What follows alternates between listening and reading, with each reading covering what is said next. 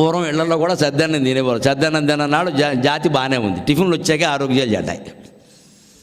రాత్రి మిగిలిన అన్నాన్ని శుభ్రంగా పులిహోర చేసేవారు, చిత్రాన్నం చేసేవారు, రకరకాలు చేసేవారు, తర్వాణి కూడా తయారు చేసేవాళ్ళు. ఆరోగ్యాలు బాగున్నాయి, అన్నాన్ని పాడు చేసేవాళ్ళు కాదు. అలాగే చిలకలు కాబట్టి, పక్షులు కాబట్టి వాడికి రాత్రి మిగిలిపోయిన పాయసం కొద్దిగా తిని పాపం నిద్ర వస్తుంది. అందులో పాయసం అంటే ముందే పాయసం అంటే ఆయాసమైన నిద్ర వస్తుంది. వెంటనే కొద్దిగా పాయసం సేవించేసరికి చిలకకి నిద్ర వస్తుంది, అది పడుకుంటుంది. పొద్దున లేచేసరికి మిగిలిపోయిన పాయసం కనపడింది. వృధా చేయడం ఇష్టం లేక ఆ పాయసం తింది. అన్నం తినేవాళ్ళం అందరూ గుర్తుపెట్టుకోవాలి, అన్నానికి వడ్డించే ముందే కూర్చోవాలి. మనకి ఏది కావాలో అదే వేసుకోవాలి. ఆశ కొద్దీ అన్నీ వేసుకోవడం, మొత్తం వదిలేయడం చేయకూడదు. పదార్థం వృధా అయిపోతుంది. అన్నం పరబ్రహ్మస్వరూపం.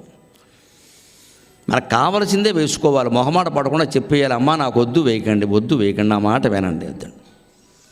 వేసుకున్నవి తినాలి. కంచం ఖాళీగా ఉండాలి. సరైన వాడు